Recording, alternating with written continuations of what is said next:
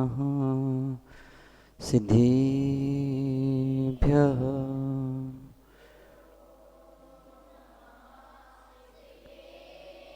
ॐ नमः सिद्धिभ्यः।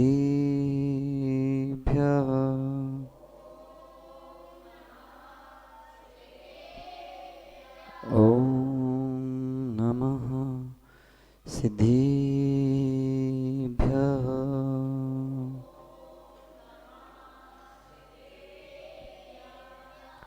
परमागमस्य बीजम् निषिद्धजात्यन्तसिन्धुर्विधानम् सकलनैविलिषितानां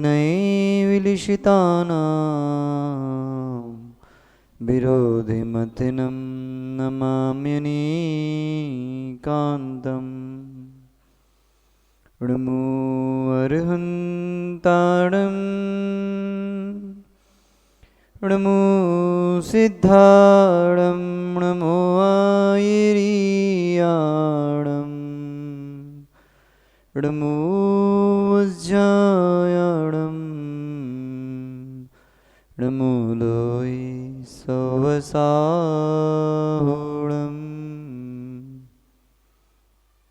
अनंतानंत सिद्ध भगवंतों की दिवादिदेव 1008 मूलनायक श्री पार्श्वनाथ भगवान की, दिवादिदेव 1008 श्री चंदप्रभु भगवान की, परम पूज्य आचार्य भगवान कुंद कुंद स्वामी की, परम पूज्य आचार्य भगवान कुंथुर सागर जी महाराज की, परम पूज्य आचार्य भगवान गुरुवर विशुद्ध सागर जी मुनि महाराज की, श्रुत संवेगी श्रमण मुनि श्री आदित्य सागर जी मुनि महाराज की, 3 कम 9 करोड़ महामुनिराजों की।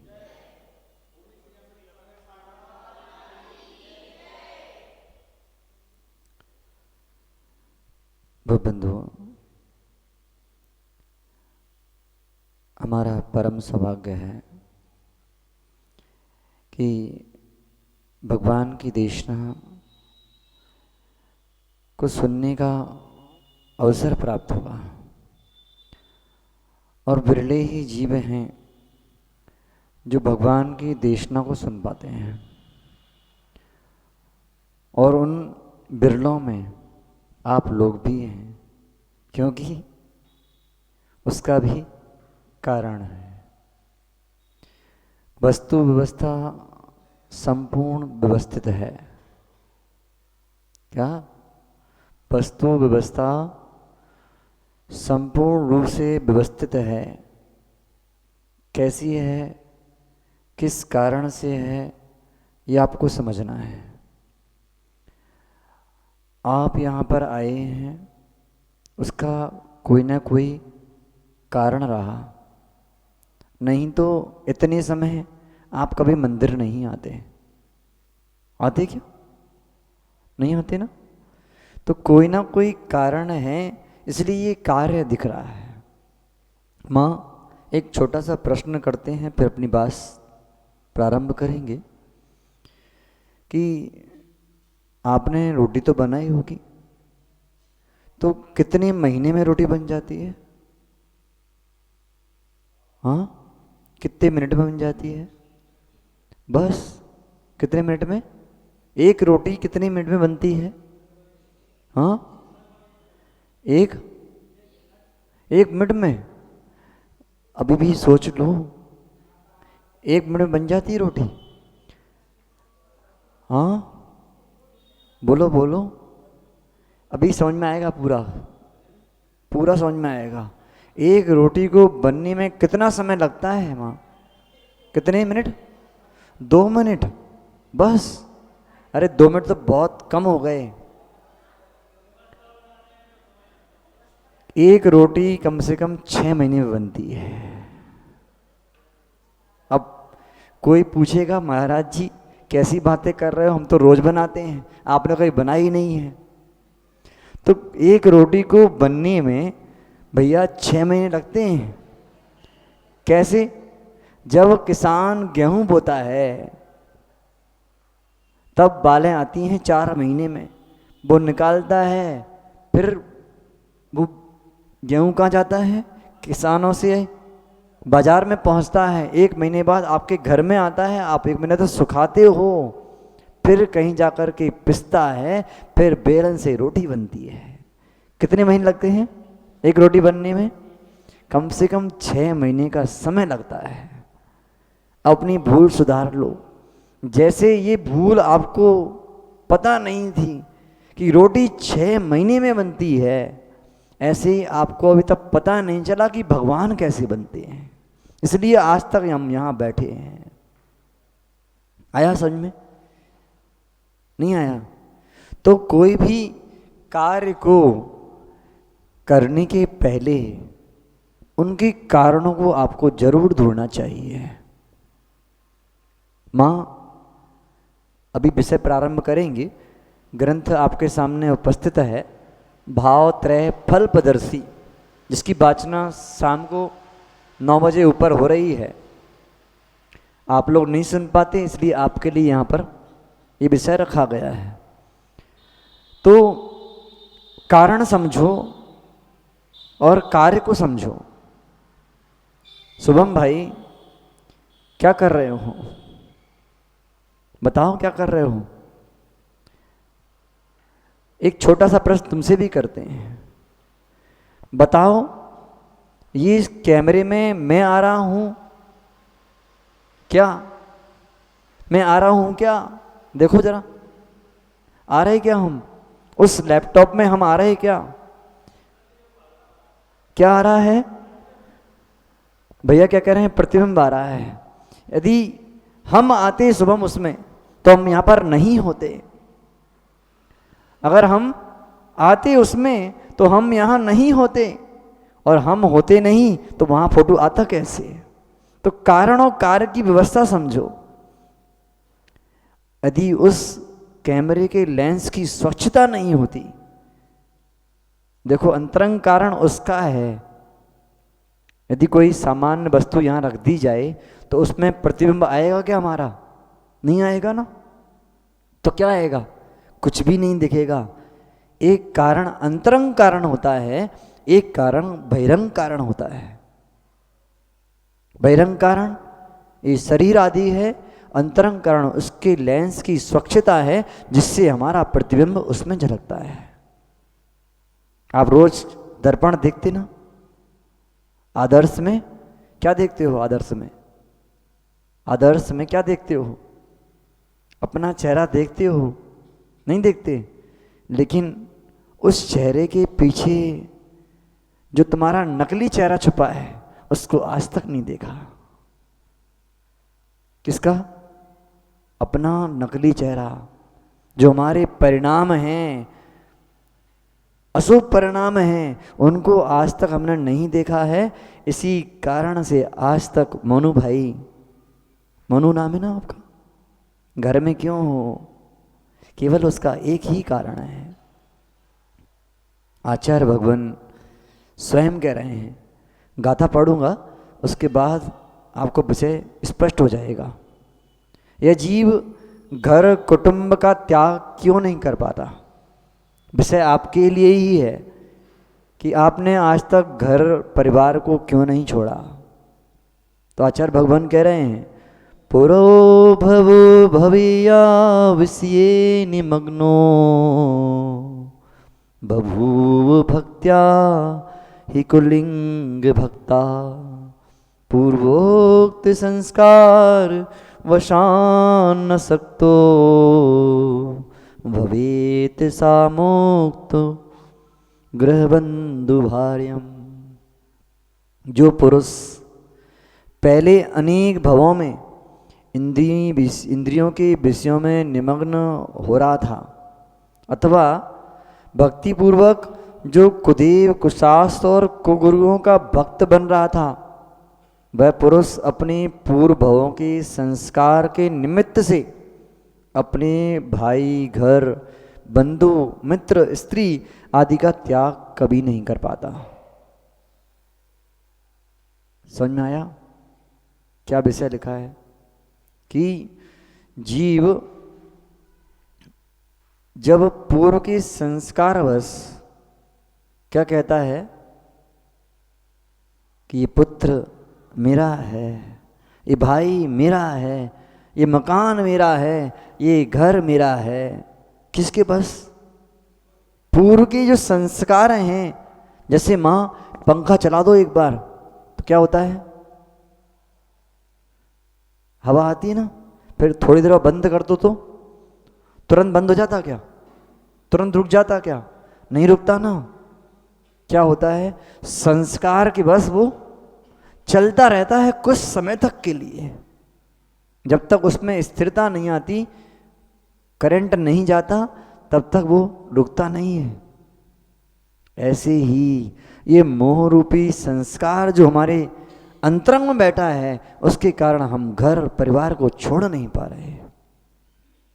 अब व्यक्ति क्यों कुपित होता है? घर परिवार के कारण।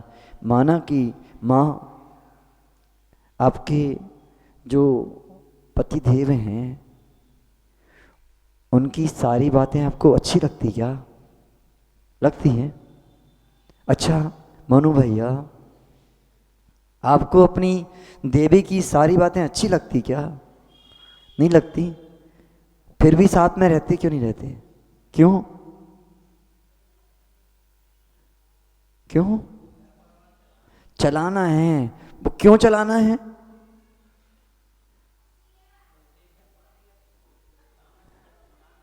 संसार में रहने के लिए, संसार में रहने के लिए ही घर चलाना पड़ता है। जिनको घर नहीं चलाना, संसार से दूर जाना है, वे अपने मोक्ष के मार्ग के घर में रहते हैं। इसलिए विचार करो, अभी समय बहुत है, अभी भी समय है। कोई है क्या यहाँ पे घर का? देवी है? नहीं है? अच्छा, इसलिए दम से बोल रहे हो, नहीं तो कुछ नहीं बोल पाते। अच्छा तो सुनो, हुआ क्या? सारा कारण केवल मोह का है। सुबह महाराज जी ने बात कही थी कि कर्म सिद्धांत समझना है, तो कर्म का 9 कर्म भी होता है। कर्म का 9 कर्म भी होता है। जहर खाओगे भैया तो क्या होगा? ओम नमः सिद्धेभ्यः। और सुरापान करोगे तो क्या होगा? क्या होगा? झूमने लग जाओगे। और मां अच्छा अमृत पान करोगे तो आनंद आएगा। जैसे ये जिनवाणी मां अमृत के तुल्य होती है, वो हमें आनंद ही प्रदान करती है। लेकिन जो सुरापान है वो मोह के समान है। आचार्य भगवान हमेशा कहा करते हैं, एक बार कोई सुरापान करता है तो वो सुबह से लेकर शाम तक होश में आ जाएगा। लेकिन इस जीव ने अनादि काल से इस मोह की मदिरा को पी के रखा है, इसलिए आज तक वो सचेत नहीं हो पाया। पी की नहीं? आप लोगों ने मदिरा पी की नहीं? नहीं पी? अरे रोज पीते हो, अभी फिर पीने जाओगे। जब तक यहां हो तब तक उस मदिरा का पान नहीं कर रहे, लेकिन जैसे ही घर जाओगे आस्तिक भाई, माँ के पल्लू से बंध जाओगे। अरे जिनवाणी माँ कह रही है, बेटे मेरे पल्लू में आ जा तो तेरा कल्याण हो जाएगा। कहाँ गृहस्थी में फंस रहा है? समझो कारण मैं क्यों कह रहा हूं। बिना कारण के कोई भी कार्य नहीं होता, ये निश्चित मानना। लोग कहते हैं कि मुझे दुख देने वाला मेरा भाई है, मेरा पति है, मेरे शत्रु हैं। नहीं, शत्रु कौन है मां? अच्छा एक और प्रश्न करते हैं आप लोगों से। आज जो कष्ट आपको हो रहा है घर में ननद के द्वारा, मिलता है ना? कष्ट मिलता है। यदि घर के सदस्य कष्ट दे रहे हैं, वो किसके कारण दे रहे हैं? आपके कारण कि उनके कारण? उनमें कारण कौन है? ढूंढो ढूंढो। उन्होंने आपको कष्ट नहीं दिया, आपने कष्ट स्वयं बुलाया है। कैसे? जब आप ऐसे बच्चे थे, जब आप ऐसे बच्चे थे, तब एक उद्यान में झूला झूल रहे थे। उस समय एक व्यक्ति जो भविष्य में आपका धर्मपति होने वाला था, वो ट्रेन से नीचे गिर गया। तब आपको कोई विकल्प नहीं था। था क्या? बोलो बोलो, था क्या? लेकिन कुछ समय बाद, 20-25 वर्ष बाद, उसी व्यक्ति से जब आपकी मोह की गांठ बंध गई, तो उस व्यक्ति को हल्का सा सिर दर्द भी होता है तो आपको कष्ट होने लगता है। होता कि नहीं? बोलो भाई आस्तिक। मम्मी की तबीयत खराब हो जाए तो डॉक्टर के पास जाते कि नहीं लेकर? जाते हो? नहीं जाते। पापा ही डॉक्टर है ना? पापा को चिंता होती है, होती कि नहीं? बोलो। अभी तुमको कोई चिंता नहीं है क्योंकि तुम्हारे पास कोई कारण नहीं है। स्वयं बीमार होते हो तो माँ को चिंता होती कि नहीं? होती ना। तो चिंता का कारण क्या है? वो मोह ही है जो तुझको कष्ट दे रहा है, तेरी माँ को कष्ट दे रहा है। जिस दिन माँ को छोड़कर जाओगे उस दिन माँ को कष्ट जरूर होगा, लेकिन तुम्हारा कष्ट दूर हो जाएगा। इसलिए मोह को छोड़ना है। एक सामान्य उदाहरण समझो। एक व्यक्ति के पास संतान नहीं थी। आजकल दत्तक पुत्र लेने का माहौल चल रहा है। जहाँ संतान नहीं होती वहाँ संतान दूसरे से ली जाती है। तो एक व्यक्ति के पास संतान नहीं थी भैया। आस्तिक सुनो, ध्यान से सुनना। कष्ट का कारण, मूल कारण तो यही है। और आचार्य भगवंत भी कहते हैं, कर्मों में यदि कोई कर्म है तो वो केवल एक मोहिनी कर्म है जो संसार में व्यक्ति को रोके हुए है। और सबसे पहले यदि कोई छूटता है कर्म तो वो मोहिनी कर्म ही छूटता है। तो उसको बस करना है। क्या हुआ? एक व्यक्ति के पास संतान नहीं थी, तब तक उसे कोई चिंता नहीं थी संतान की। क्या हुआ? 10 वर्ष बाद उन्हें लगा कि अब संतान होने वाली नहीं है, तो एक संतान किसी जैन बंधु की लेकर आ जाते हैं और उसका पालन पोषण करेंगे।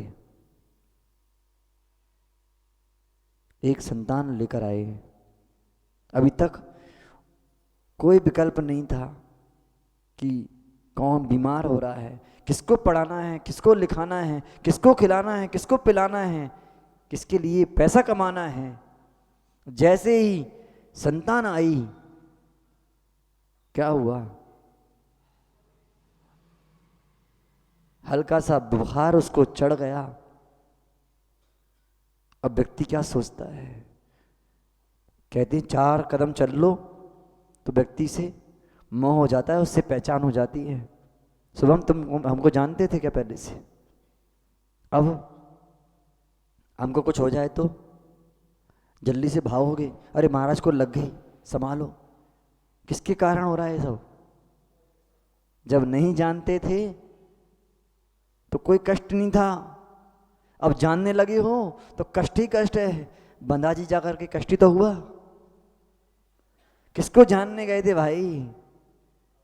बंधा में बंद करने ही चले गए। अब जाओगे क्या? अब कहाँ जाना है? हमारी शरण में रहोगे कि दूसरों की शरण में?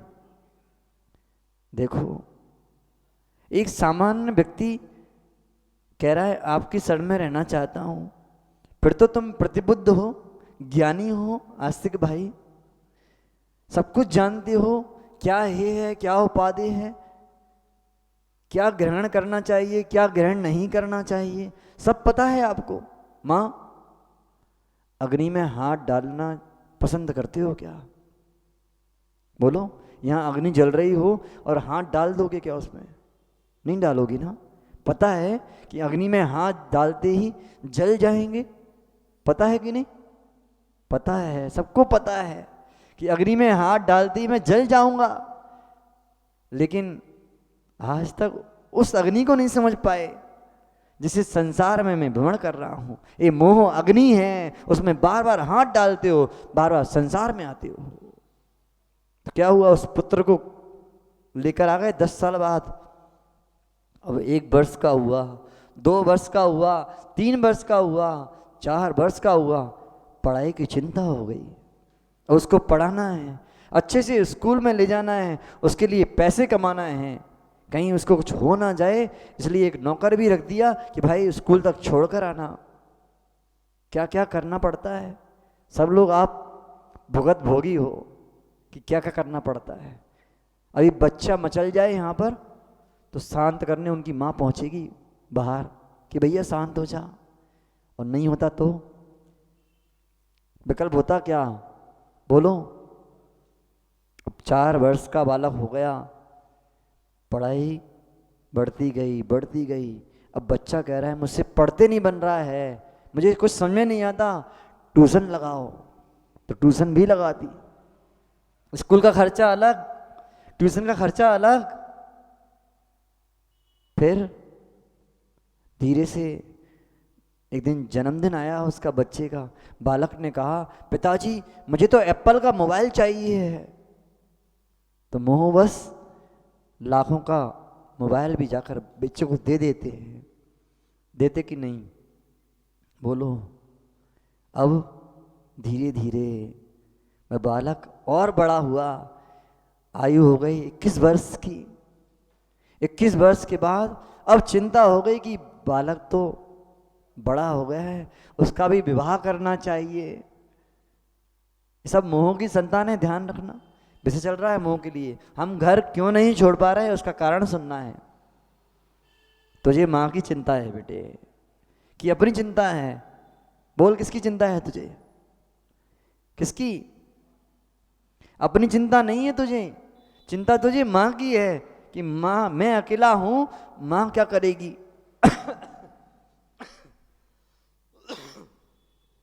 बोलो, अपनी चिंता होती तो बेटा ये जगह खाली है, यहाँ आ जाते तुम अभी। जिसको अपनी चिंता होती है वो यहाँ बैठा होता है, जिसको पर की चिंता होती है वे घर में बैठते हैं। क्या हुआ, 21 वर्ष का वो बालक हो गया, अब शादी की चिंता हो गई तो पंडित जी के पास पहुंच गए कुंडली दिखाने के लिए। और पंडित जी ने कह दिया भैया बेटे को मंगल है, बेटे को मंगल है। तो और चिंता सता गई, अरे अब शादी कैसे होगी। हुआ क्या, 27 वर्ष की उम्र के बाद वो मंगल हट जाता है। तो 27 वर्ष की उम्र बाद उन्हें एक लड़की देखी, और क्या हुआ, विवाह में लाखों करोड़ों रुपए खर्च कर दिए। किसके कारण? बच्चे के कारण नहीं, मोह से सारा पैसा खर्च हुआ है। बच्चे को लग रहा है कि पिताजी मेरे लिए खर्च कर रहे हैं, नहीं, ध्यान रखना, सारा पैसा जो खर्च किया गया है वो केवल मोह के कारण। अब देखो कहानी अभी बाकी है। शुभम भाई सुनो, अब ये पॉइंट है अच्छा, इसके बाद सुनना। जैसे ही शादी हुई, जिस लड़की को लेकर आया था वो लड़की क्या कहती है, मुझे आपके माता पिता के साथ नहीं रहना, मुझे आपकी माता पिता के साथ नहीं रहना, हम अलग से रहेंगे। जैसे ही ये बात पिता और माता के कान में पड़ी, उनकी आंखों से अश्रुधारा बह गई। जिसे मैंने 27-28 वर्ष तक पालन किया, जो मेरा पुत्र भी नहीं था, उसकी मैंने सेवा की, और वो मुझे छोड़कर जाने की बात कर रहा है। सोचो, मोह ने रुलाया कि नहीं। जब एक भाव में दूसरे के कारण मोह से रोना पड़ रहा है, तो फिर सोचो भाई, हमने अनादिकाल से यही तो किया है कि मोह के कारण रोते ही रहे हैं। आचार्य भगवान कह रहे हैं शीघ्र ही उपाय करो उस मोह को छोड़ने का। जैसे माँ आचार्य भगवान कहते हैं कुंद कुंद स्वामी, जय नाम को भी पुरुषो पर दब मिणुम जाणदुम चैदी ते सभ्य पर भावे नावण विवंच दे नाणी। जैसे माँ कभी कपड़े धोने भेजती बाजार में, भेजते हो? नहीं धोते। प्रेस के लिए तो भेजते, नहीं भेजते। इन लोगों के कपड़े आप ही लोग करते क्या? कौन करता है? माना कि मनु भाई आपने अपना सुंदर सा वस्त्र शादी वाला रखा है अभी, देखो 25 वर्ष हो गए शादी को, हो गए क्या? 20 वर्ष, 17 वर्ष हो गए, लेकिन वो शादी वाला ड्रेस अभी तक याद है, संभाल के रखा है एक कोने में। किसके कारण? सब मोह की महिमा है। हुआ क्या? वही सुंदर वस्त्र एक रजक को दे दिया, वहीं से दूसरे भैया, आपका नाम क्या है, सुमत भैया चले गए, वैसा ही ड्रेस उनका भी था और दोनों ने एक साथ वो ड्रेस प्रेस करने के लिए दे दिया। हुआ क्या? वस्त्र परिवर्तित हो गए। इनका वस्त्र इनके पास पहुंच गया और उनका वस्त्र उनके पास पहुंच गया।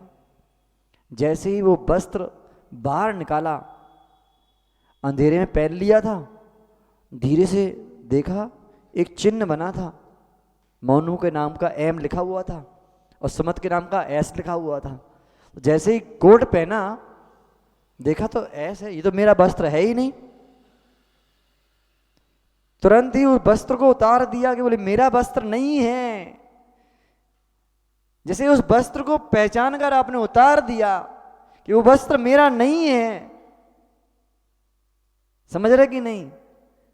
जैसे तुमने वस्त्र को उतारा है, ऐसे ही अपने जो पर भाव हैं, दूसरों के प्रति ममत्व भाव है, उसका त्याग कर दो, आपका मोह विकलित हो जाएगा। बस यही विचार करना है कि मैं मोह के कारण ही तो सारे प्रपंच कर रहा हूं। घर जाओगे, वापस जाओगे, देखो सबकी मुंडियां हिल रही हैं, हाँ जाएंगे महाराज जी। मोह बड़ा गहरा है, समय आपका हो गया। देखो आधा घंटा पता ही नहीं चला, ऐसे ही वर्षों वर्ष तक जिनवाणी सुनते रहोगे, पता नहीं चलेगा। लेकिन घर में रहकर 24 घंटे नहीं निकलते। लगता कि फंस गए? नहीं लगता माँ? अच्छा लगता कि नहीं? एक प्रश्न और है, ऐसा लगता कि नहीं घर में फंस गए शादी करके? नहीं लगता? लगता है ना? तो फिर जब लगता ही है तो जाओ आर्यका माँ के पास पहुंचो, दीक्षा लो ना। देखो अनेक कारण हमने आपको बतला दिए हैं संसार में रहने के, लेकिन फिर भी हमारे मन में ये विचार नहीं आ रहा कि हम घर को छोड़ करके एक व्रत धारण कर लें, महाव्रतों को धारण कर लें। विचार भी नहीं आएंगे। क्यों? क्योंकि मोह का जो पर्दा है वो बहुत गाढ़ा है, इसलिए हमें जो चीज दिखना चाहिए वो दिख नहीं रही। माँ घर जाओगे? भैया घर जाओगे? मोनू भैया घर जाओगे? फिर कब आओगे? फिर शाम को फिर आओगे, फिर घर जाओगे। अरे एक बार जाओ, ऐसा जाओ कि वापस लौटकर वापस ना आना पड़े। कहाँ जाओ? मोह को छोड़कर ऐसे जाओ कि सिद्धों के बीच जाओ, फिर लौटकर कभी ना आओ। आप सभी अपने मोह का त्याग करें, जिससे इस संसार छूटे। इसी भावना के साथ बोलिए भगवान महावीर स्वामी की, परम पूज्य आचार्य भगवान गुरुवर विशुद्ध सागर जी मुनि महाराज की